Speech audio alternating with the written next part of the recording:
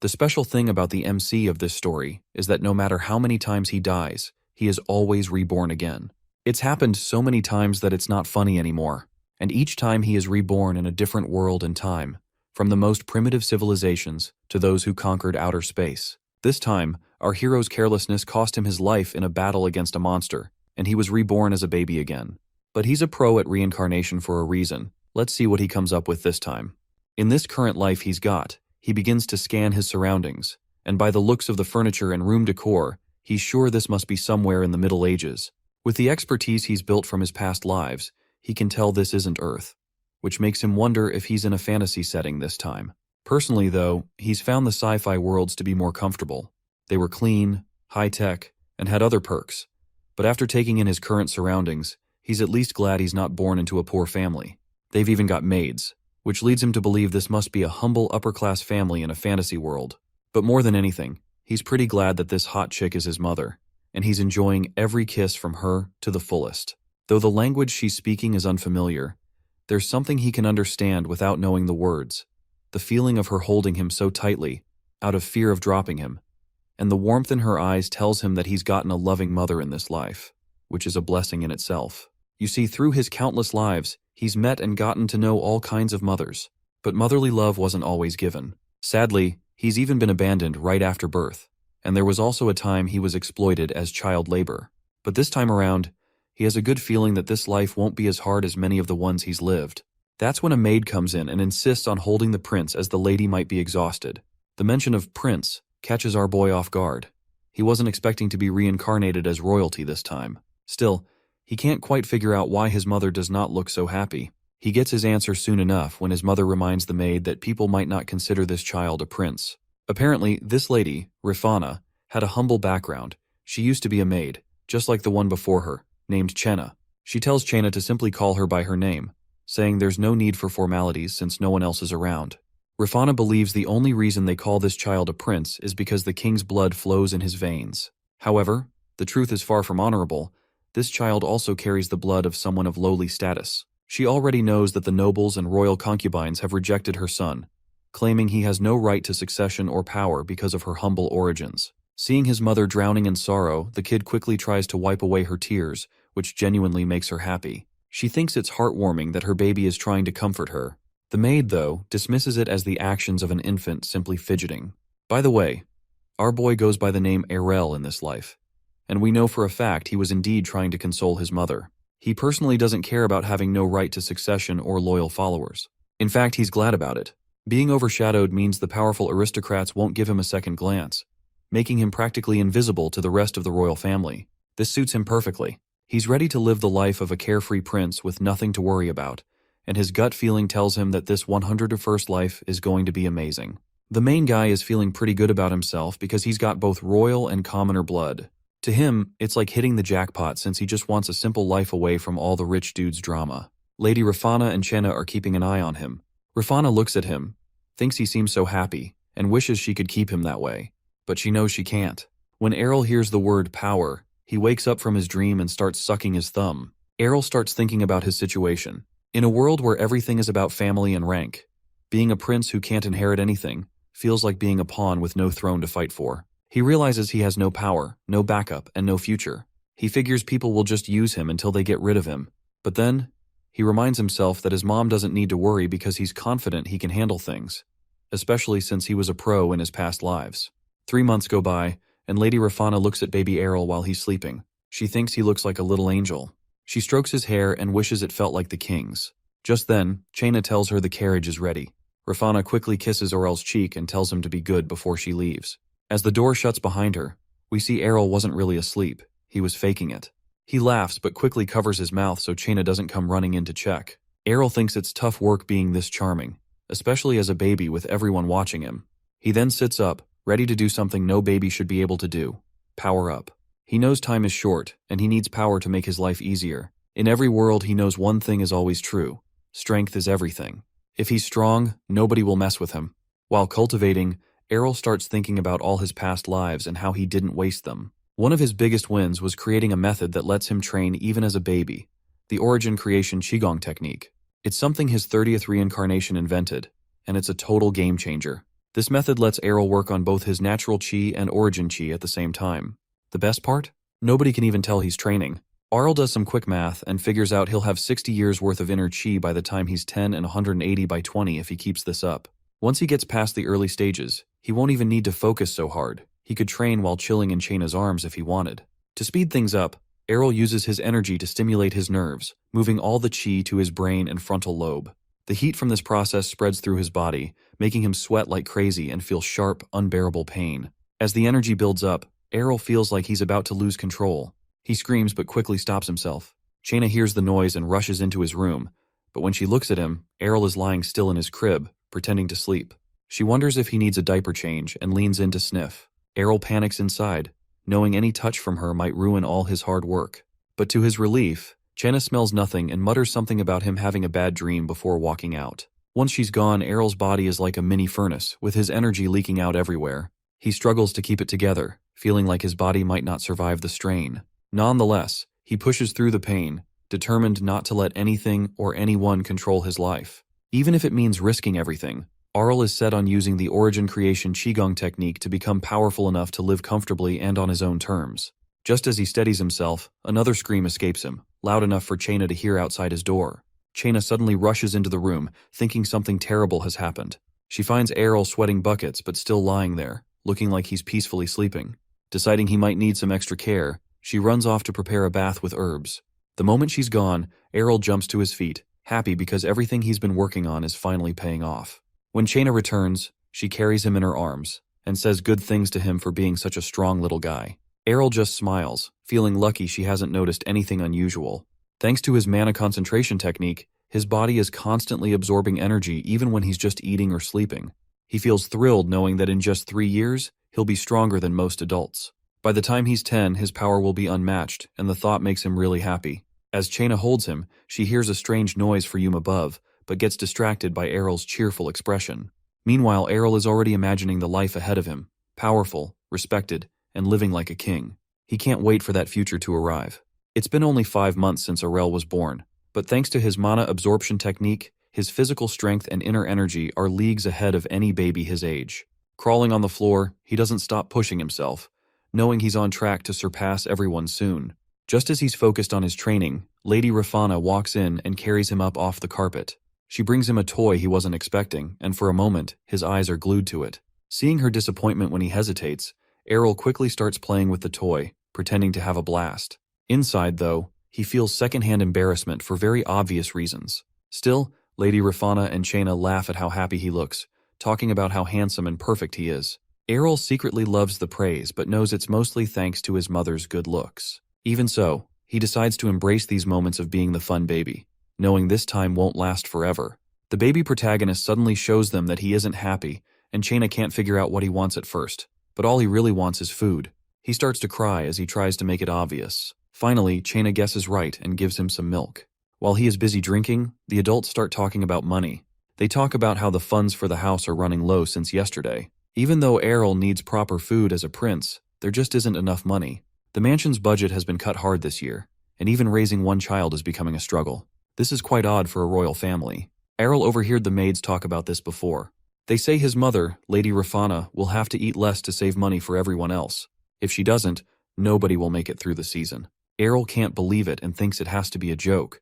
But his mother stays positive, saying it doesn't matter if she doesn't survive as long as others can. Hearing this makes Errol upset. How can they treat his mother like this? She isn't powerful or important in the eyes of the nobles, but she's still his mom. Even though she gave birth to a prince, neither of them have any real status or protection.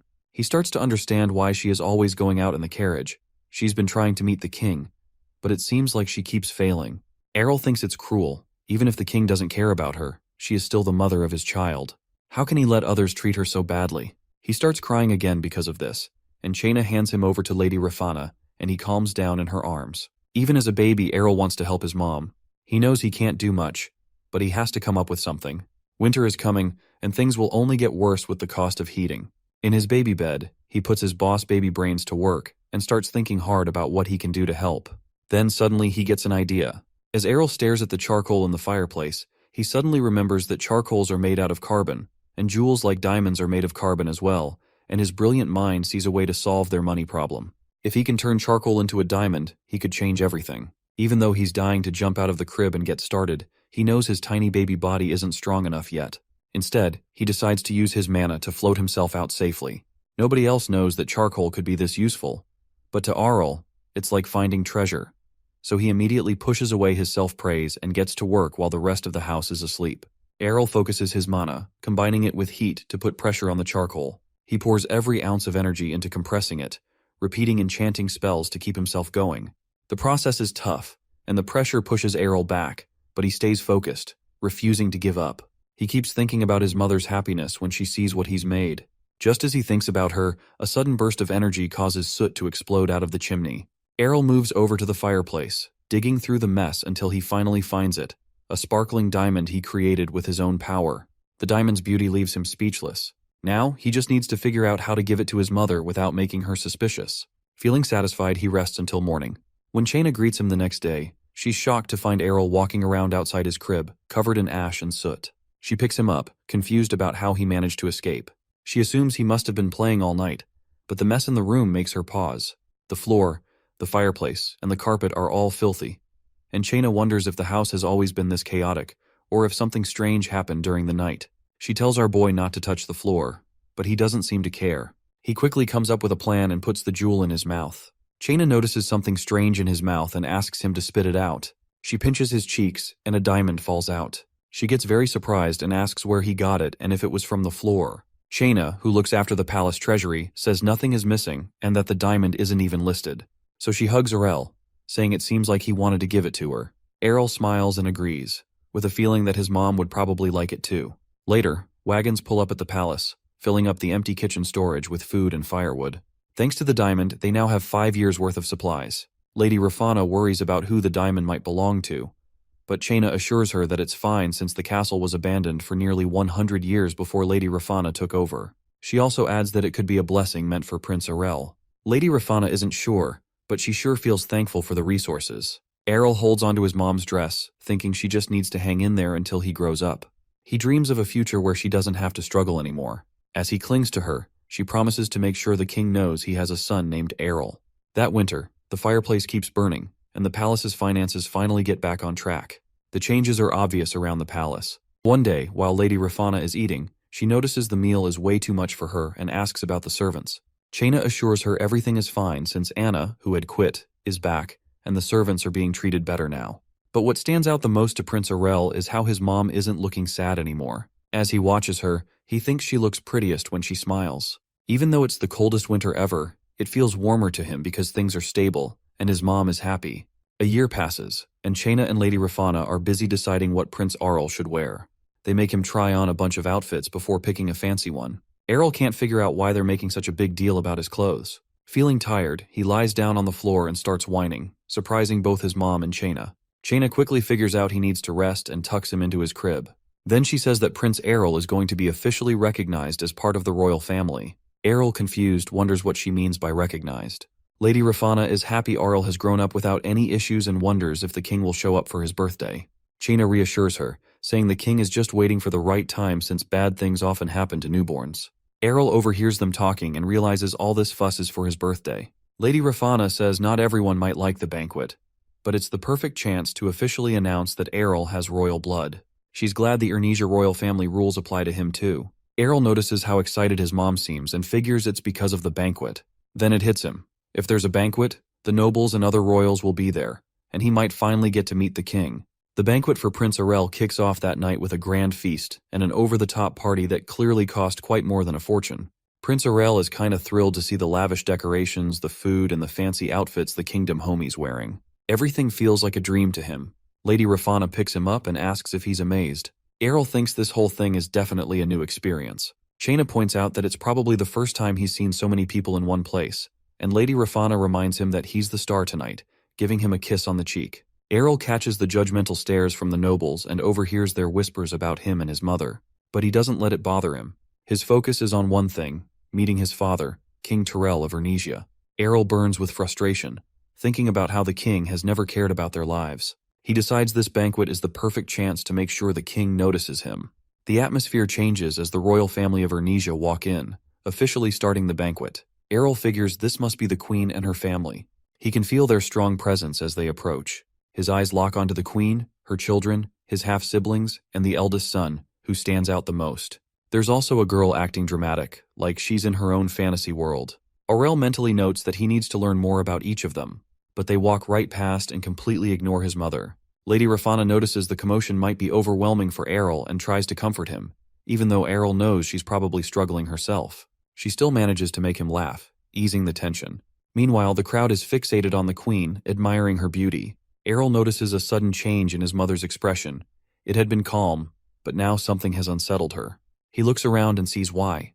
The king, his majesty, finally enters, radiating an intimidating energy that makes Errol freeze for a moment. He can't tell if his father is looking at him or his mom. He thinks it's unlucky that being reborn doesn't come with the ability to read minds. Imagine how great it'd be if he could figure out what everyone else is thinking. After a while, people start giving him gifts and congratulating him, acting like it's such a big deal to see him. But when it's the imperial family's turn, their attitude toward him and his mom is clear. They don't hide their real feelings, and their behavior hits him hard. He wants to jump out of his mom's arms and properly go after that woman. How dare she treat him and his mom like they don't even matter? She clearly doesn't see them as people. Looking around, he realizes everyone here is just as fake and rotten. For a moment, he thinks about shouting and calling them all out, but he doesn't want to make his mom feel embarrassed. He decides to play along and act nice because that's what people expect. Hypocrisy is normal here, unfortunately. All he wants is to leave before he falls asleep in his mom's arms. Just as he's about to drift off, he notices a young girl nearby. She's probably one of the king's concubine's daughters. She seems too young for all this drama, but her presence stands out. Thankfully, some of the mistresses have already left. When the banquet finally ends, he and his mom sigh in relief at the same time. But the night isn't over yet. The queen herself approaches them. She makes it clear that getting near them isn't hard, thanks to her son, the heir to the throne, who is always close by. Errol can't tell if she's bragging about her son or just trying to rub it in. Either way, it's exactly the kind of thing he expects from her. The queen goes on to say how sweet Errol is and how much he resembles his mom, but Errol isn't buying it. He's sure she has something to do with their struggles. After all, someone has to be behind the drastic cuts to their castle's finances. The knights had been turned into lumberjacks just to gather firewood, and Errol's clothes look like they've been pieced together from scraps by the servants. Meanwhile, the queen wishes him a long life and other formal niceties, but as she leaves, she smirks, leaving a sour impression. Then something unexpected happens. Lady Rafana spots the king himself. He asks if she is getting used to the castle, and she gives a polite but not entirely truthful answer, which doesn't surprise Errol. All he wants is for the king to give them the support they need and act like a proper father. Errol starts crying loudly, which makes the king take notice and ask to hold him. It's the first time the king has seen Errol in a year. As he holds him, the king seems kind of confused. Most of his kids cry nonstop when they see him, but Errol just smiles. Errol thinks it would be funny if his charming baby smile could leave the king stunned. The king seems to start liking him a little bit, amused that Errol isn't scared of him. He even says something about raising him in the future. But Aurel isn't interested in staying still. He makes gestures, signaling for the king to put him down. The king assumes Errol wants to walk, but Lady Rafana quickly says he can't walk yet since he's only a year old. At that moment, though, Errol decides it's time to prove everyone wrong. He takes his first steps right then and there, knowing he's the star of the evening and needing to show off. The room erupts in excitement as everyone cheers for little Errol's first steps. Even the king seems impressed, realizing Errol is trying to show him something important, that he isn't like other kids. Errol feels confident that this is just the start of proving himself. But as he reaches the table and tries to steady himself on it, he performs an epic fail. The whole table, along with all the food and drinks, comes crashing down. As the plates and glasses come crashing down onto Errol, everyone is freaked out, even the king. But Errol?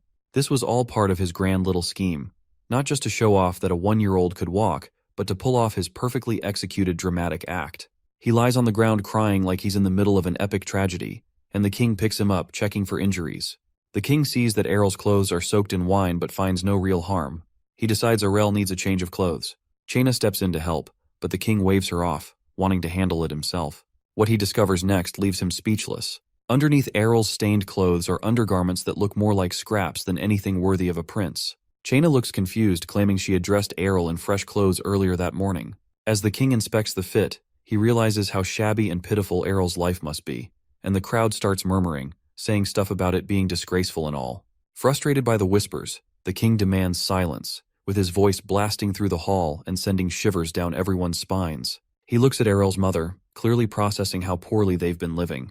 Meanwhile, Errol is feeling quite relieved. His plan worked perfectly. His clothes might have been ruined, but they had told the story he wanted. In reality, Errol had been busy that morning. While Chaina was getting him dressed, he used all his tiny strength to stretch and tear at the cloth, making it look as raggedy as possible. It wasn't hard, and with a little magic, he gave his outfit the extra touch of poverty he needed to make his statement.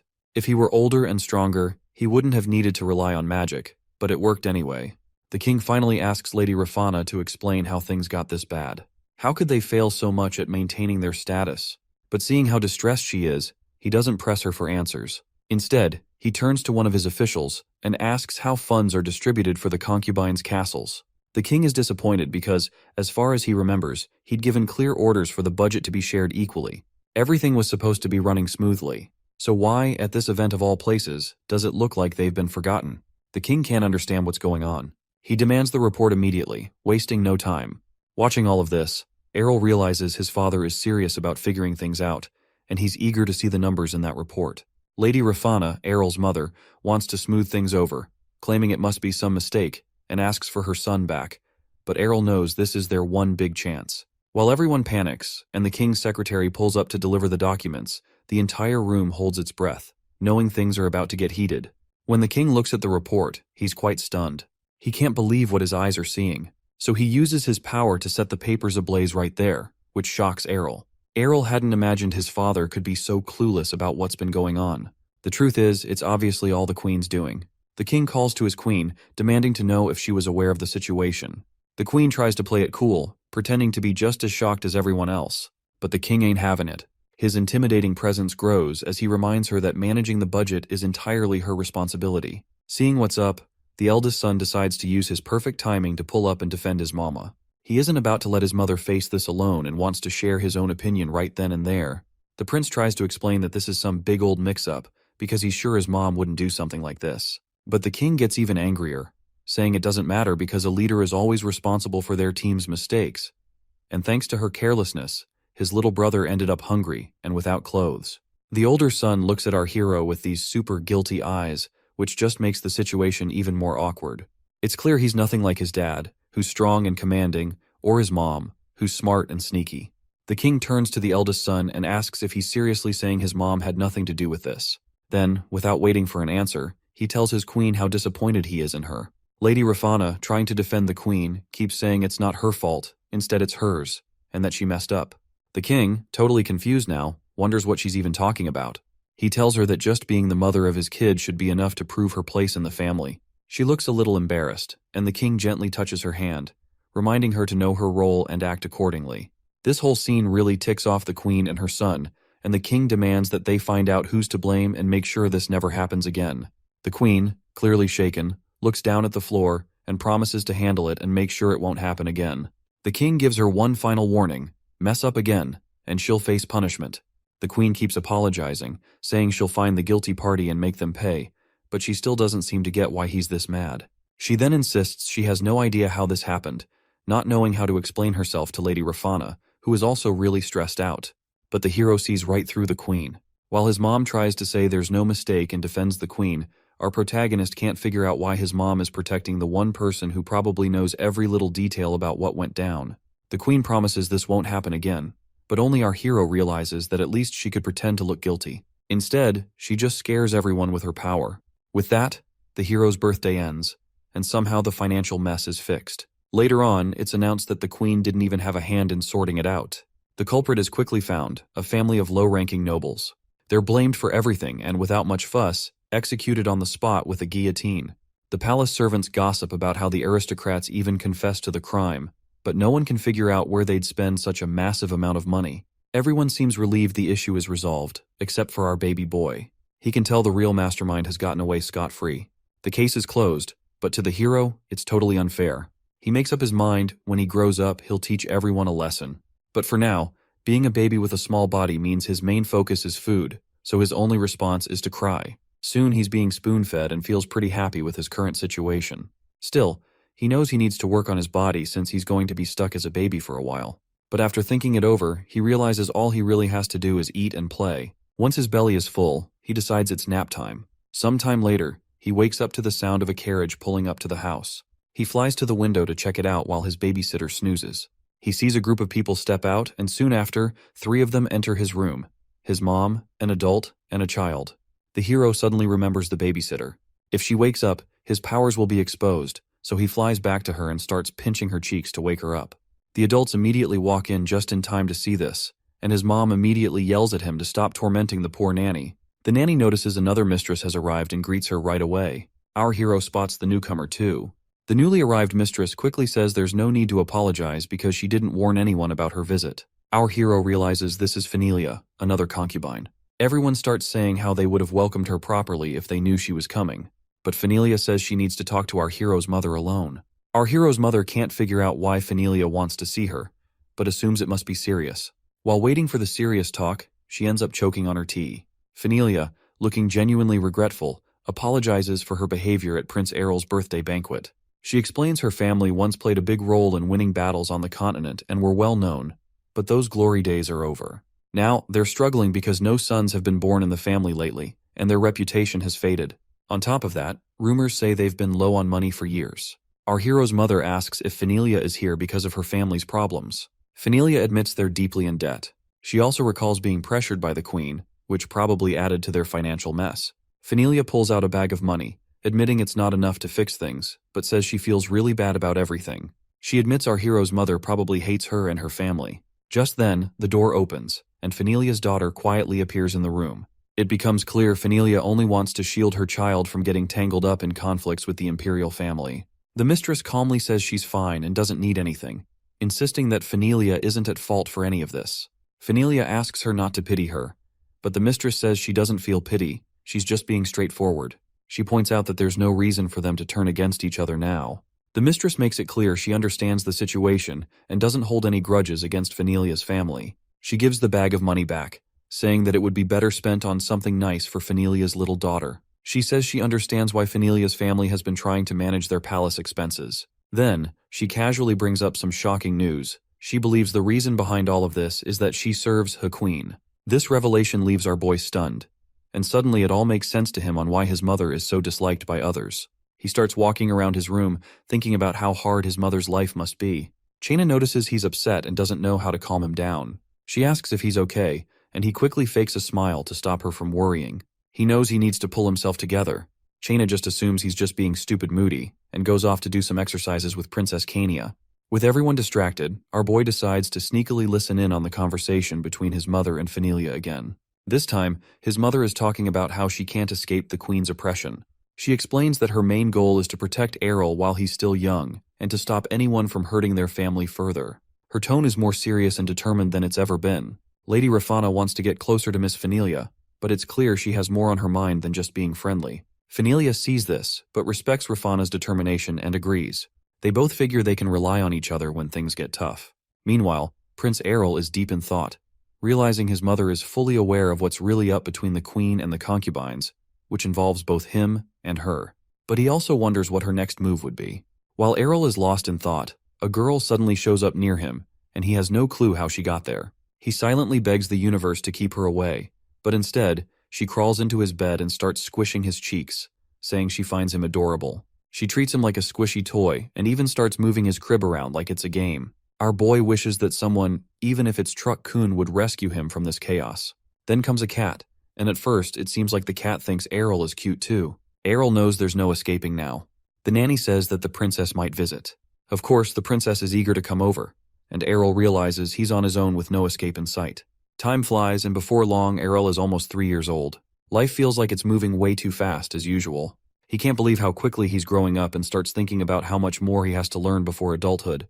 He remembers bits of his previous life and wonders if he'll ever get a chance to relive anything like that. Suddenly, the princess walks into his room. She rushes toward him, but Errol decides to lay a little hide and seek. Unfortunately, she finds him in no time, and he's frustrated and feeling down, but the princess just wants to play hide and seek. Before Errol could refuse, she's already running off to find a bigger spot to play. They end up outside, and it's clear the princess has been visiting a lot since Phenelia came over, with help from the nanny, of course. Errol doesn't mind too much because it seems like these visits are building a strong bond. Even though Errol is still small, Kania believes he's already someone who can be looked after. But she also says that when Errol grows up, it'll be his turn to take care of her instead. The princess makes Errol promise he'll come as soon as possible, but the little prince can't figure out why she's so fixated on him. Before he can think too much about it, Kania says that she adores him. She says playing with him is way more fun than with the others. He's clearly the best choice. Errol laughs, thinking she'll probably regret saying that when she gets older. Kania carries him up immediately, saying it's time to play, and insists on carrying him to their spot. The problem is, Errol feels like he's about to suffocate from her overly enthusiastic help. He silently begs for rescue, and just then, a maid steps in, saying that Errol must be uncomfortable being carried like that. She scolds Kania, saying that even as a princess, she shouldn't carry heavy things yet since she's still a child herself. Errol feels real relief he's finally saved. Although Kania isn't happy at all. She shouts that she wants to play. The maid says she should try drawing or listening to something classical instead, but Kania is sick of all that boring stuff. She says she wants to swing a sword, just like her brother Kyle. Errol notices her practicing with a stick and quickly realizes her balance is way off. The stick's weight is all wrong, and she's not holding it properly. Despite this, Kania is completely into it, imagining she's already defeated some powerful imaginary swordmaster and claiming victory for herself. The maid tries to explain why Kania isn't allowed to practice like Kyle and Lennon. This really upsets the princess, who can't understand why they're allowed but not her. The maid tells her that it isn't proper for a princess to dirty her hands, reminding Kania that she's supposed to be elegant and ladylike. Kania isn't listening, some Mulan vibes. She's already snatched up the maid's sword, and before the maid could stop her, she's talking excitedly about swordsmanship. The maid panics and chases after her, begging her to hand over the sword, or at least just take the sheath instead. Errol stands nearby, and he finds himself liking Kania more and more now. As time goes by, Prince Errol turns 5. He's out in the fields of his land, looking all royal and bold, pretending to race on his mighty steed. But let's not get carried away. He's just rocking back and forth on a toy horse, having the time of his life. Chaina, his maid companion / horse trainer, says he should try riding a real horse, but Errol waves it off, saying it's too risky. Chaina tries to hype him up, telling him a prince his age should be into stuff like riding horses and swinging swords. But Errol is like, nah, princes don't have to do all that. This leaves Chaina feeling bummed because he's not exactly oozing ambition. Here's the catch, Errol's no ordinary kid. This is his 101st life. Yep, the guy's been through the ringer more times than he can count. Over all those lifetimes, he's figured out one harsh truth. Being too good at anything only brings trouble. Every time he's been a pro at something like sword fighting or magic, it's drawn all the wrong people, either wanting to use him or take him down. So now, he's all about staying low-key and enjoying the perks of being a prince without breaking a sweat. Back at the castle, Errol tells Chaina he needs some alone time, and she agrees, though she's not thrilled about it. Once she's gone, he shuts the door, kicks back, and just lies there doing nothing. Later, they end up in a bit of a pickle. Chaina's frustrated, asking why he hates studying so much, pointing out that a 5-year-old prince should be eager to learn and grow. But Errol's totally not interested, don't care about the world, and definitely not into cramming knowledge. Chaina sighs, half joking that he sounds like someone who's lived 100 lifetimes. Before she can go on, Errol cuts her off and assures her it's not her fault he's like this. Deep down, he decides it's time to just enjoy life for once. YOLO vibes? Not for Errol. It only took him 100 lives to figure out how to kick back and take it easy. Maybe he's just a chill guy, who knows? Chaina reminds Prince Errol that by royal rules, he has to start studying now that he's 5. She pulls out some super basic books, saying they were picked just for him. But Errol, looking all moody, grabs one and shows off his book skills by spinning it around like a toy. Chaina's totally pissed, telling him books are for reading, not spinning. She even tries the guilt trip, saying regular dudes would love to learn but don't get the chance. But Errol doesn't give a care in the world. He starts stacking the books into a mini house instead. Chaina, trying to hold it together, tells him to knock it off and sit back down, but Errol's not listening at all. When words don't work, he goes full drama mode, whining and yelling that he won't study. Suddenly the doors open and his mom walks in, looking like she's had enough. And let's be real, nothing stops spoiled brats faster than a mom's "I'm gonna kill you" stare. Under her watch, Errol drags himself to the library and starts studying, though not without some complaints. Even while pretending to study, Errol's thinking about how ridiculous this all is. He knows that if his parents really cared about him learning, they'd make sure he was protected. But in his world, being good at anything is just asking for trouble. The more talent a kid like him shows, the more dangerous life gets, for him and everyone around him. Errol doesn't think it's fair, but life is what it is. All he wants is a chill, lazy life where no one's at risk. As he zones out, Chaina snaps him back to reality, telling him to study hard and make people proud, as if that's going to solve anything. Errol thinks about what Chaina says but decides it's a bit much for him. Chaina doesn't let it go though, telling him that if he keeps acting like this, his mom's going to feel sad. That hits a nerve, and Arel finally decides to put in some effort for his mom's sake, not because he suddenly loves studying. Even so, he's firm on one thing: no sword training, no magic lessons. He's had enough of dealing with the chaos that comes with being gifted. Instead, he starts thinking about other, less risky plans for his future. A few days later, a fancy carriage pulls up at the concubine's place. Chaina tells Arel that a mage from the magic tower is here to check his mana. If he's got the talent, they'll start teaching him magic. That's bad news for Arel. He knows any decent mage would sense the crazy amount of mana he's hiding. He figures the only way out is to keep his mana under wraps. As he walks down the hallway to meet this tester, he keeps his head down, trying to look as plain as possible. Chaina tries to cheer him up, saying even if his mana isn't super impressive, he can still work on it. But when they open the door, the tester's face says it all, shocked, like they just saw something they weren't ready for. The mage stands up quickly and looks right at Prince Errol. As they size each other up, Errol watches the mana flowing through the mage, wondering how he looks in the mage's eyes. The mage grabs Errol's arm to check his vitals and says that something feels off. Chaina, trying to hype him up, asks if Errol is special. But the mage isn't sure whether to call him special or just plain weird, since he can't sense any mana in Errol at all. Even after trying to probe with mana, the mage finds nothing, leaving Chaina completely shocked. Errol leans back in his chair, feeling all chill about how well he's hiding his mana like some last-stitch secret weapon. Before walking into the room, he had used his chi to compress his mana and push it to the edges of his body. When the mage looked surprised earlier, Errol knew his plan was working. The idea of someone from a royal bloodline having no mana didn't make any sense, and Errol had totally thrown him off. The mage tells Lady Rafana that Errol has no potential for magic, leaving her confused. He adds that even commoners have a tiny bit of mana, but Errol doesn't seem to have any at all. Some Rock Lee and Guy vibes. After hearing this, our boy starts to wonder if he went a little too far. Lady Rafana looks crushed, realizing her son might not have what it takes to become a mage. But this is exactly what Errol wants. He's playing the long game, making everyone think he's totally useless with mana. As he sits there pretending to sulk, he knows this is just the start of his act. The next day, Errol meets his new swordsmanship trainer, a young knight named Landfill Tagaron.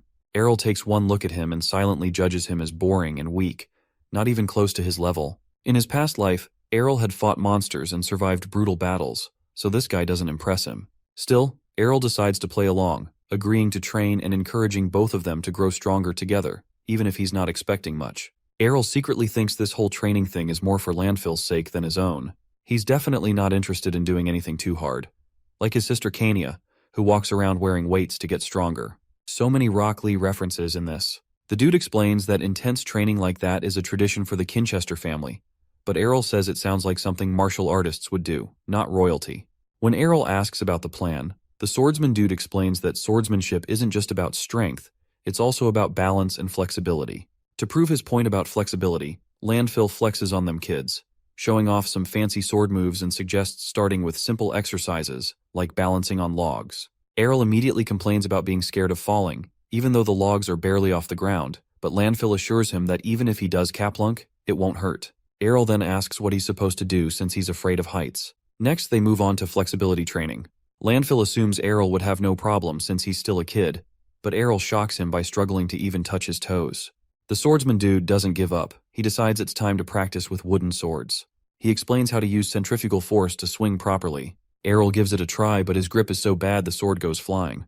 Landfill looks stunned as Errol completely messes up the exercise. Errol, pretending to be crushed, tells Landfill he's hopeless at swordsmanship. But Landfill encourages him, saying it's only his first try and he'll get better with practice. Handing him another sword, they continue the session. The whole time, Errol is very aware of someone watching him. His clumsy performance is all part of his plan to spread rumors about how bad he is, making sure word gets around the city. Rumors are flying among the nobles that Prince Errol is even worse off than commoners when it comes to mana. People are saying he's failed at every kind of training, and he's so clumsy he could trip over nothing. While some find it hilarious, it's not doing Errol any favors. At the concubine's castle, Errol is chilling with cookies and orange juice. Kind of a surprising combo for medieval times, when he hears about a new private tutor coming to teach him. The gossip about him being useless has scared off most tutors, so Errol's curious about who's brave, or crazy, enough to take the job. He looks out the window just in time to see the tutor stepping out of a carriage. A few minutes later, he finds out the guy's name is Gamel Pernia.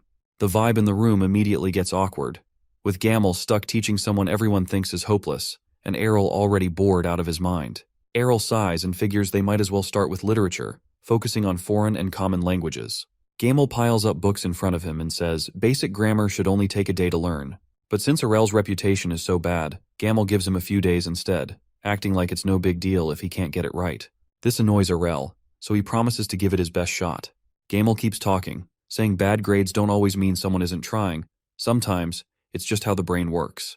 He basically says it's not Arel's fault, but the backhanded compliment feels worse than outright criticism. Arel starts feeling the weight of people looking down on him. Sure, he wanted everyone to stop expecting so much from him, but he hadn't expected their pity to sting so much. Late at night, Arel goes ninja baby mode and sneaks into the library, feeling himself about his top-tier language skills. Thanks to hundreds of past lives, he's been fluent in multiple languages since he was a toddler. As he walks through the library, he wonders if he should let everyone know just how much of a genius he really is. He focuses mana in his hands and starts searching for books on vocabulary and grammar, using magic to pull them off the shelves as he walks by because he's too midgety to reach. He doesn't stop there, though. He grabs books in foreign languages, too, trying to know even more than he already does. With everything neatly stacked on a table, he gets to work. Flipping open a book, Arel thinks about how all languages follow the same basic rules. He's lived 100 lives, and in every one of them, he's been busy learning. That night, starts studying hard, very much determined to show off just how smart he is the next day. A few days later, Gamel pills up, saying his jokes have gone too far and asking if he really understands the common language. Arel sighs and says he's not lying, even trying to prove it by reading something. Gamel feels like he might have just memorized some passages, but Arel says to him that even memorizing a whole language would be impressive. Considering how tricky the kingdom's official language is compared to others, Gamel challenges him to pick a random book and read it. He points out that even the smartest kids need to be at least 12 to handle basic reading, and Arel's only 5. Arel immediately grabs a book and reads it flawlessly, leaving Gamel in total shock. Gamel is quite overwhelmed and even starts tearing up, calling Arel's talent extraordinary. After all, when a student excels, it makes the teacher look good too, you know. Arel tells his teacher that he should feel lucky to have such a genius for a student. Fired up loads, Gamel jumps into the day's lesson, ready to teach his brilliant pupil. By the next night, the rumors about Arel take a wild turn. Where people used to mock him for being clumsy and useless with a sword, now they're all hyped about how he mastered the common language in just 2 days. Rumors start flying here and there about how Arel can solve math problems in his head like it's nothing. And just like that, the legend of a genius Arel is born. But where did these stories come from? Turns out, down at a local tavern, someone's been spilling the tea, or beer rather. Gamel, Arel's tutor, is sitting there, a little too tipsy, bragging to anyone who'll listen about how he always saw the prince's potential when everyone else didn't. He's going on and on about how hidden talents just need the right teacher, aka him, to shine. Before long, word about Arel's smarts makes its way to the king. The king is pretty amazed and talks with Lady Rafana about how their son might have struggled with all the sword and magic stuff because it just wasn't his thing. Lady Rafana apologizes for causing any worry, but thinks that, as his mom, she should have realized how special he was sooner. The king, seeing her concern, reassures her. They share one of those heartfelt and very cultured moments that would make the queen need eye bleach, and he tells her he's sure their son will grow up to do amazing things. Meanwhile, our boy is out here eavesdropping on the whole conversation, thinking to himself that, yeah, he'll do just enough to keep the king impressed, pick a good spot in life, and have some fun while he's at it. And so, Arel kicks off his 101st life, this time as a brainiac prince. A few days later, he notices more guards hanging around outside the concubine's castle. It doesn't take long for him to figure out that since he can't fight or use magic, the king probably sent them to keep him safe. Arel feels a little proud, guessing the king's in a pretty good mood. But then, some loud sound behind him grabs his attention. Chaina has dropped off a massive chest, and his mom explains it's a gift from the king. Arel immediately opens it and finds it stuffed with gold coins, shiny jewels, and all kinds of treasures. As he's digging through, something catches his eye, a unique-looking necklace. Chaina asks if it's the priciest thing in the chest, but Arel decides it's not about the cost. This necklace is the coolest thing in there by far. Arel puts on the necklace and says it gives you big brain time and also helps you think faster while keeping you from getting tired. Chaina is super impressed, thinking it's all because of how hard Arel's been studying lately, but he just makes it look like it's no big deal. The truth is, while the necklace looks pretty basic to everyone else, Arel can see the mana-triggering gadget hidden inside the jewel. Not that he needs it, but his inner chi does way more. As he does stuff with the necklace, he starts thinking about Kania, who's been working out like crazy for her sword training and is now seriously ripped. He asks his mom if he can give the necklace to Kania, and she gently pats his head and says that since it's a gift from the king, giving it as a present would probably make the king happy too. She then asks what Arel likes about Kania. He says it's her strength, which makes all the maids burst into a mad laughter. That day, the whole concubine's castle is booming with joy, knowing that Errol is not only recognized but also favored by the king. The young knight even brags about it to his fellow guards, reminding them to take pride in being part of the concubine's castle. A few days later, Errol is sitting in the dining hall with Chaina.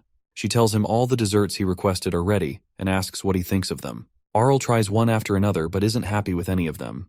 He's annoyed and keeps searching for something better. Chaina encourages him to slow down and enjoy the treats, asking if they taste good. Errol, frustrated, says none of them are sweet enough because they're all missing what he's looking for.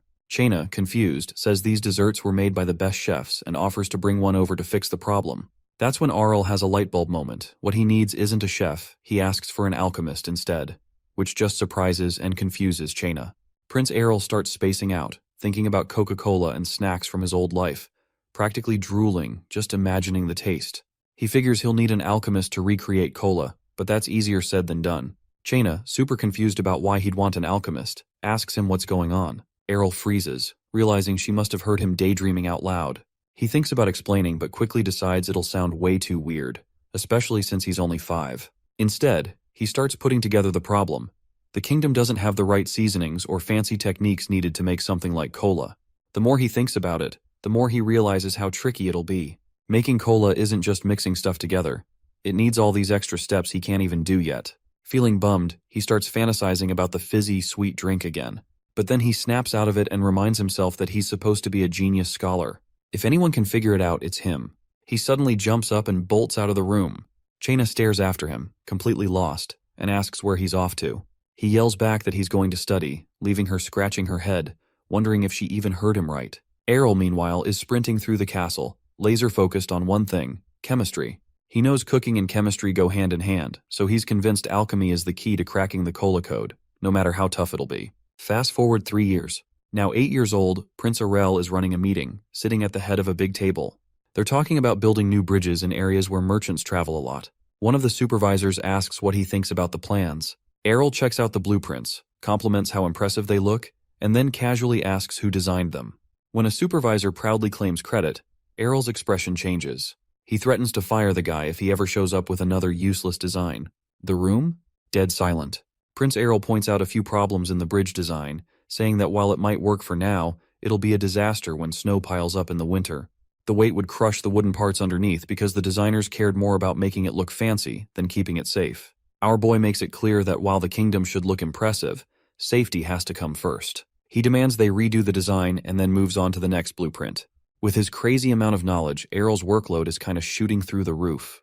The so-called experts in the room can't hold a candle to him, but they've decided to trust this 8-year-old genius anyway. Our boy feels a little bad for them, but he knows he's got no choice. He has to keep proving himself. After the meeting, as Errol heads out, a new maid spots him and calls him by his latest nickname, the Young Gray Sage. He's instantly horrified and thinks it's the cheesiest thing ever. Realizing the maid must be new, he tells her not to use that nickname again because he can't stand it. She promises to remember, but as he walks off, she almost messes up and says it again. Errol, now extra annoyed, silently swears that nickname is the lamest thing he's ever heard. As his carriage moves off, Lady Rafana looks out the window and asks Chaina if Errol is heading somewhere important. Chaina tells her that he's going to see the king, which makes her wonder what they'll talk about. Chaina hesitates, almost saying that Errol is interested in learning alchemy. Meanwhile, up in the carriage, our boy is busy imagining how the king might react when he drops his alchemy request out of nowhere. Even though his audience request was approved right away, Errol figures the king must trust him now, especially since he's been handling so many responsibilities like a pro. Prince Errol stares out the window, trying to shake off the nerves. Even after living through 100 lives, the king's aura still feels overwhelming. He keeps reminding himself to stay calm and not mess up when it's time to talk. When the king asks why he wants to learn alchemy, Errol explains it's because he wants to help the kingdom and the king more. Since he's no good with swords or magic, all he can do is gain knowledge and put it to use. The king listens carefully, impressed by how thoughtful Errol is, and agrees to his request. He promises to connect Errol with some reliable alchemists, and even asks if there's anything else he needs. Errol politely says he'll ask later if something comes up. As the king smiles warmly, Errol feels pretty chill, knowing his plan worked perfectly. Word spreads fast, and soon all the best alchemists in the kingdom show up, eager to prove themselves and maybe earn some recognition. It's no surprise when Demon Ranchette gets picked. He's known for creating these crazy reflective mirrors that bounce sunlight super far, which he installed on the western fortress to keep invaders away. A few days later, Errol meets Demon in the garden of the concubine's castle. Demon casually compliments the beauty of the garden, but Errol is more focused on him. Based on his legendary reputation, Errol expected some old, wise-looking alchemist, but Demon turns out to look surprisingly young. Noticing the confusion, Demon explains that his hair turned white years ago after a little accident with toxic fumes. Our boy realizes that Demon almost lost his life while learning. Demon, staying calm, warns Errol to be ready for the risks. If anything happens to our boy during experiments, Demon for sure knows he'll be held responsible, maybe even with his own life, or worse. Demon explains that alchemy is way harder and more dangerous than Errol probably thinks. He even points out how young Errol is, but before he can finish, our boy cuts him off. He tells him that he knows what he's getting into. Alchemy isn't magic, it's science, and he's not chasing silly dreams like turning rocks into marshmallows, or going miracle mode by turning into wine.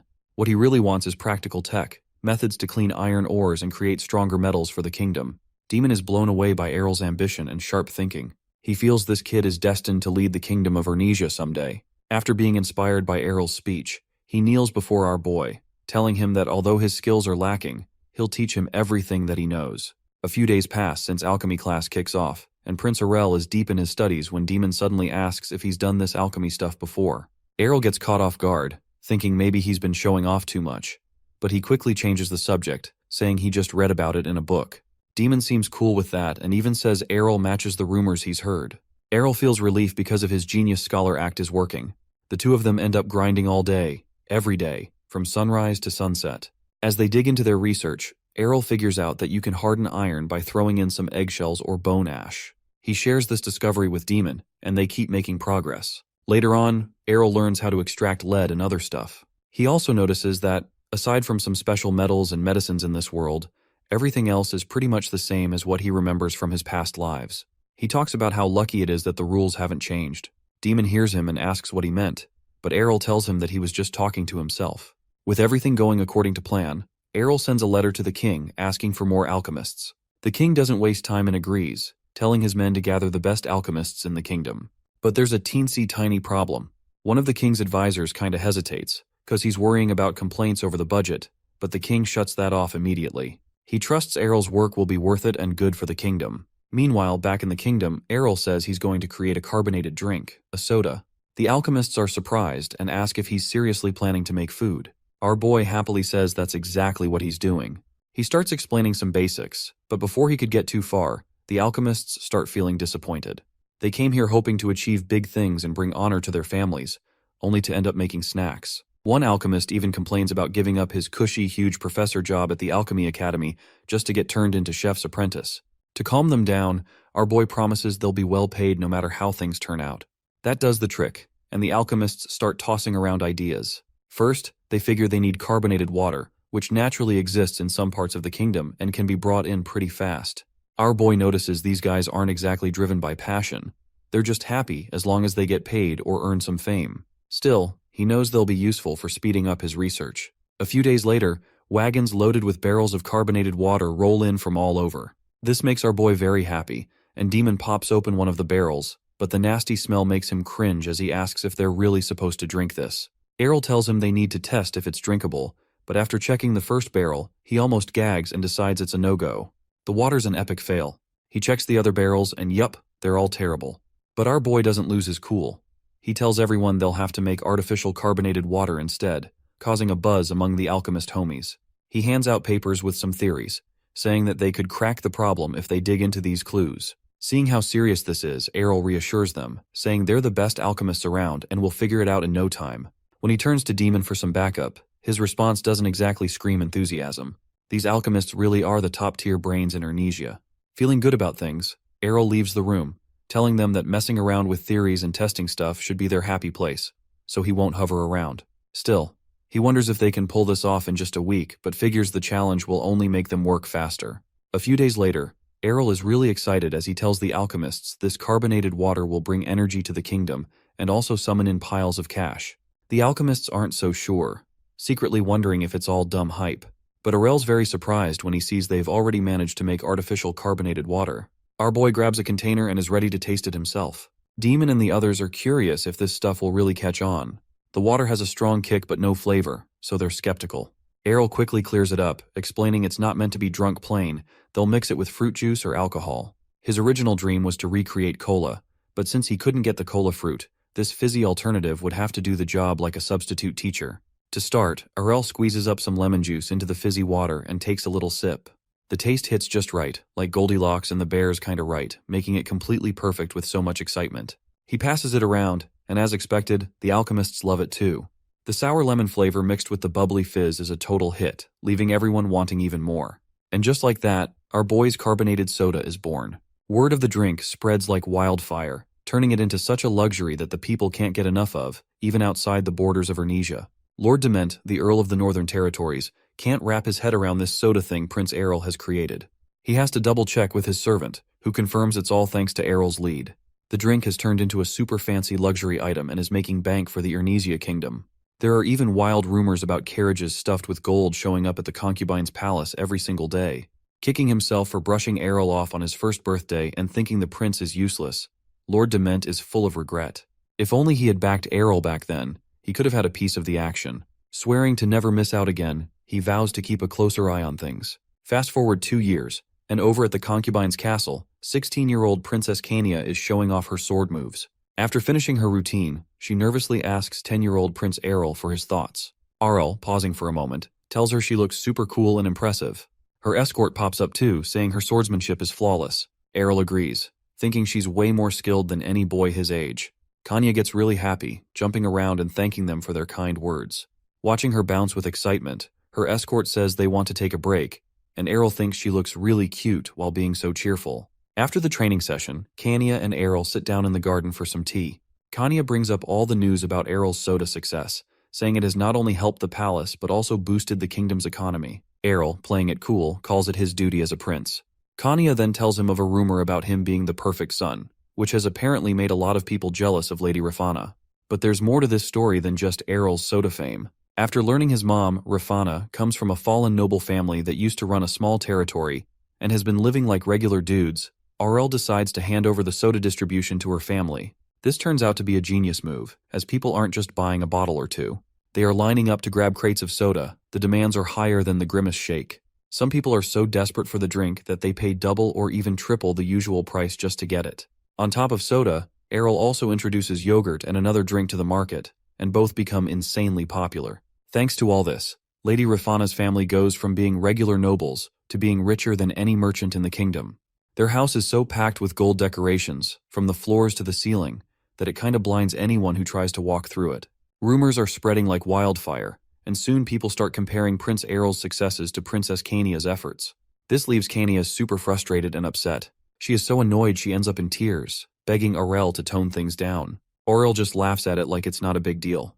Trying to change the topic, he offers her some soda and waffles covered in his syrup, assuring her that he can spoil her with the treat. But Kania isn't interested in snacks. Instead, she whips out her sword and tells him exactly what she thinks his problem is. What good is all that money if he doesn't even know how to fight? As she points her sword right at him, she says that she is going to teach him how to handle a blade.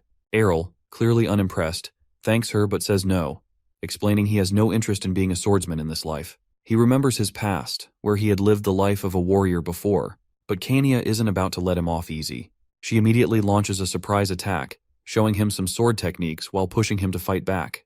Errol sighs, realizing it will be faster to just go along with her. He figures if he plays along, it might help her achieve her dream of raising a family full of swordmasters. Despite looking really delicate, Kania has a ton of energy and passion, and our boy decides to use his chi bit by bit, brick by brick, deciding to help her reach her goal. A few days later, Errol finds himself riding in a massive carriage on the way to see the king. He admires how huge it is, joking in his mind that it's like riding in a Lamborghini. The attention it gets from people makes him feel like some kind of celebrity. Leaning back and relaxing, Errol wonders what the king wants to talk about this time. He suspects it might involve a bonus or some extra allowance as a reward for his achievements. When he arrives, Errol joins the king for lunch, curious about what's next. He remembers how the quiet used to make him uneasy, but now he is used to it. Sitting alone, he calmly eats his meal, waiting for the king to speak. Lately, he has been visiting the king more often. Just as Errol is about to bite into a cookie, he nearly chokes when the king asks if he has thought about taking on a real government job. After clearing his throat, our boy realizes the moment he has been avoiding has pilled up. The king says it might feel a little early, but no one would oppose if Errol starts working in the government. He then asks what he thinks and if there is any specific job that he might want. Trying to stay composed, Errol tells him that he doesn't have any preferences, though deep down, all he really wants is to relax, eat, and enjoy life. He sips his tea, hoping to not blow it all completely, and tells the king he doesn't see why he should think about work now, especially since he is still busy with science and alchemy.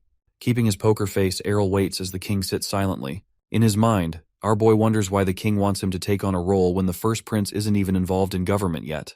He thinks about the queen, and the first prince staying quiet, and how he has always been careful not to cross any lines with them.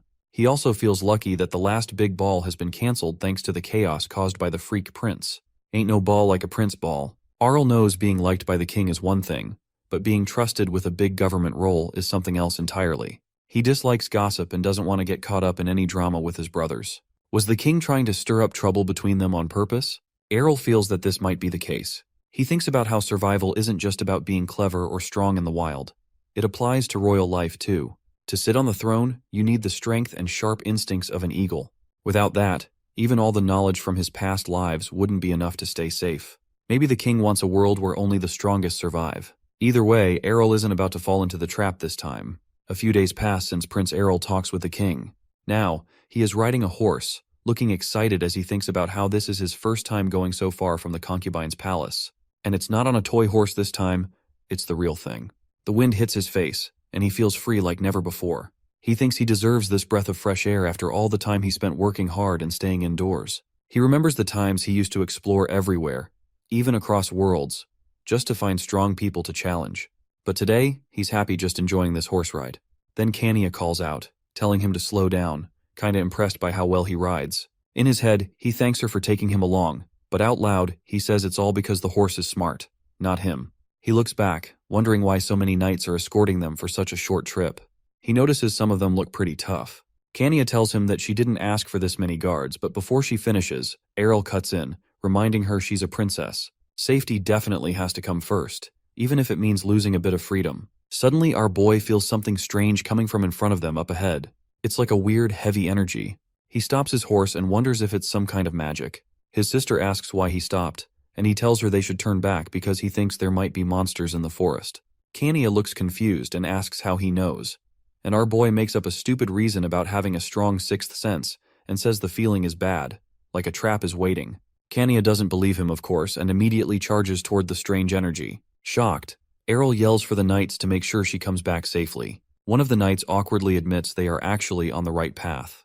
Turns out just beyond the forest is the princess's training ground. Errol is confused and asks about this training ground, but in the end, he just follows his sister, who seems completely sure of where she's going. This whole thing started a few days ago. It all just kinda happened when Kania and Errol were out here eating together with no danger. Kania told him about Trip soon and invited him to tag along. She totally understands how annoying it is to be stuck in the palace all the time and talks about how much she loves hunting and going on adventures. As they ride side by side, Kania tells him that traveling is practice, and practice is traveling. It's all just fun for her. Errol, though, feels like this is more of a punishment than anything else. Kania looks over at him and says she's pretty sure he would have come along even if it was just for practice, because he trusts her. And since she's his sister, she promises to protect him if they run into any monsters. Errol doesn't say much, he just smiles, thinking about how awesome she is. Soon they reach the training ground. Errol gets right into planning mode, laying out the strategy. Some troops will lead the monsters to one side, Kania will break through, and the rest of the team will handle the ones caught in the trap. The goal is to make the best use of their time and energy while letting Kania show off her skills. The plan kicks off, and the guards round up 20 orcs for Kania to fight. She grabs her sword, rushes at them, and takes down the first orc with a slash to its neck. She sends another flying with a quick slash. Errol watches, kind of doubting at first that she'd even take one down during her first try. But as he keeps watching, he has to admit she's got serious skills. He's a little jealous, of course, and rightly so, but mostly impressed by how strong and calm she looks while fighting. Kania doesn't stop, going from one orc to the next, increasing her kill count. Kania's skills leave everyone hyped, watching her pull off amazing moves for a 16-year-old. The training keeps going for a few days, and she just keeps showing off how talented she is. One night, they're chilling by a fireplace. Errol asks if she's tired, but Kania says she's good and even wishes she could have fought more. Errol tells her not to push herself too hard, reminding her how people mess up when they let their guard down. He even brings up a mistake from his past life that cost him big. As they hang out, Kania is busy raving about how good the meat skewer tastes. Errol watches her and thinks how, at that moment, she just looks like any regular 16-year-old girl. But then, as the night goes on, he suddenly asks why she wants to be so strong. Kania is surprised but answers seriously. She says that no matter how skilled she gets, nobody will actually support her choices because she's a princess. People think it's just a phase, and one day she'll quit all this sword stuff, settle down, and marry some random guy for politics. Errol gets it. In their world, it's totally normal for princesses to have arranged marriages for the sake of alliances. Kania is already at that age where people expect it. But before Errol can say anything, Kania interrupts his thoughts. She straight up says she hates that life. Errol is surprised, but she explains how much she admires him. He's out there doing what he's good at, earning respect, and making money while helping the kingdom. She wants the same thing. She wants people to see her for her skills, not just as someone who'll marry for politics. With a determined look, Kania says that she'll control her own life. Errol smiles, impressed, and confidently tells her she's definitely going to change her destiny. Kania smiles back, saying she wants to be like him. Then she remembers their journey ends tomorrow. Errol agrees. This trip has been amazing, and he's glad he came along. The next day, Kania is still out there taking down orcs like it's some kind of personal vendetta. When one orc charges at her, Kania wastes no time and slashes it clean across the torso, dropping it instantly. Everyone watching is amazed. She keeps hunting orcs, even on the way home, like she's on some kind of unstoppable rampage. The orcs that were trying to hide don't stand a chance and get caught easily. Errol eventually yells out to her, telling her it's time to stop. He points out that there's nothing left to fight and they really need to get back home. Kania looks around, sees she's surrounded by a pile of defeated orcs, and finally agrees to call it a day. But then she notices her horse looking rough, like really rough. It's worn out from all the action and looks like it needs a break ASAP. Errol says they should ride together on his horse while her tired one gets sent to the magicians for some magical stuff. Kania hops on and takes the reins, since, let's be real, she's the better rider anyway. And our boy's totally fine with that. They start heading home with the guards following close behind. Everything seems fine at first, but of course, that doesn't last. Errol feels something's off and looks up at the sky. Kania asks him what's wrong, but he can't explain it, just has a bad feeling. He focuses his chi to try and figure out what's up. Then he spots it, a wyvern. Errol freaks out and quickly grabs the horse, telling Kania to hang on tight. He's ready to make a run for it. Turning to the guards behind them, he shouts, warning them about the wyvern, and tells them to get into the woods for safety. The guards can't believe it and think it's nonsense. They picked this spot because the local lord, who loves hunting wyverns, swore there were none around. Then things go south fast. Someone raises the alarm, and just like that, a massive wyvern dives down, snatches a guard like a toy, and flies off with him. Everyone loses it. People are yelling and running everywhere, completely shocked to see the very monster they thought didn't exist here. Prince Errol keeps it together and takes charge, while Princess Kania looks back nervously to see what's going on. That's when it hits her. There isn't just one wyvern. There's a whole flock of them. Errol sees it too and is super confused. Wyverns usually prefer to be loners, but now they're acting like some organized death squad. These creatures aren't just hunting, they're wiping everyone out for the fun of it. What really throws him off is that they're using crazy magic like acid breath, making them even more dangerous. Behind Errol and Kania, the scene is pure chaos. The ground looks like a battlefield where Hope went to die. Kania stares at the guards getting wiped out, but Errol tells her to focus and hold on to him tighter. Right then, one of the wyverns locks onto them and starts chasing, charging up its acid breath to unleash on them. Out of nowhere, a mage steps up and saves the day, blasting the wyvern's attack away with a fireball. The group of magicians at the back jump in to cover Errol and Kania, throwing spells left and right to clear a path. But Errol knows the truth. They can't just keep running forever. This fight isn't over yet. Wyverns are tough to crack unless you've got some real magical skills. Anything below class 4 might as well just be throwing rocks at them. The magicians are giving it their all, but it's clear that they're about to hit their limit. With 2 wyverns closing in fast, our boy doesn't waste time. He converts his mana into a deadly projectile, call it a spirit bullet or Ganjidong sniper, and nails one wyvern right in the head. Then he takes out the other, no sweat, and lets the mages bask in the glory like they did all the work. But out of nowhere, a wyvern crashes down in front of them, cutting off their escape route. Just as things are about to get ugly, Kania calls out for her mom in a pure panic mode. Her personal guard shows up with Superman's timing, slicing the wyvern clean in half with one swing of her sword. The guard doesn't stick around to celebrate, though. She tells our boy and his sis to make a run for it to the woods for safety. Errol feels relief and is impressed by her skills, hoping she might buy them some breathing room. But before he could even relax, he hears a strange voice in his head, almost taunting him. Errol looks around fast, trying to figure out where that creepy vibe is coming from. Then a dark-robed man steps into view, holding some weird stick and laughing like he's auditioning for Evil Villain of the Year. Errol's instincts scream trouble. Well, obviously, just as he tries to size the guy up, the mage skips introductions and starts summoning magic like it's about to go down. This catches our boy off guard as he expected an answer, and not for him to whip out the 9 and start blasting. The dark mage launches his attack, but Errol is quick, dodging and shielding Kania. Sadly, the guards behind them aren't so lucky. Once the magic stops, Errol looks back and sees the guards down, with smoke still rising from their lifeless bodies. The dark mage comments on how Kania dodged the attack, sounding surprised. Errol is taken aback when he realizes the mage knows her name and starts to wonder if she's been the real target all along. With a creepy laugh, the dark mage makes fun of them, saying they were just entertainment for him. He raises his staff, getting ready to cast another spell, and claims they can't escape. Our boy can sense dark energy coming from the staff. Both Kania and Errol feel uneasy. Kania looks around and notices something strange happening to the fallen bodies. One of the guards yells that they're moving, and even the wyvern is starting to twitch. Errol realizes they're up against the undead. The dark mage orders the undead to take out Kania and show the royal family the power of the dark church. But then he pauses, sensing something's wrong, though he can't tell what. Errol won't just stand there while his sister is in danger. Determined, he wonders who would dare target Kania. Using his Danjigong, he shoots at the dark mage's chest, hitting him with a wave of attacks that make the mage scream and collapse. Kania, confused, asks what happened. Errol explains that the mage probably overloaded himself with magic, causing a backlash. Even though the dark mage is down, the spell on the undead is still active. The guards urge Errol and Kania to run, promising to take care of the undead. Before they leave, Errol tells the guards he trusts them to finish the fight. As night falls, they flee into the forest and find shelter under a cliff, setting up camp. Kania is still worried, but Errol reassures her that the undead will be gone soon now that the dark mage is defeated. Errol tells Kania not to worry, saying the guards are on their way and everything will be fine. As he tries to start a fire, Kania asks how he learned to do that, since he's always busy at the castle. Errol gets a bit nervous and explains it's all about rubbing 2 flammable things together to create heat. If Kania hadn't been watching him so closely, Errol would have just used his mana to create heat and avoid the hassle of using his hands. After a bit of struggling, he finally gets the fire fired up. Kania wonders if maybe she should have skipped the training, but our boy tells her that it wasn't her fault, just an unexpected mess. She then asks if he was scared during the whole thing. Realizing he's been acting way too serious, our boy decides to be more honest. He admits they're royal representatives and have to hide their fear, even though the wyverns were pretty terrifying.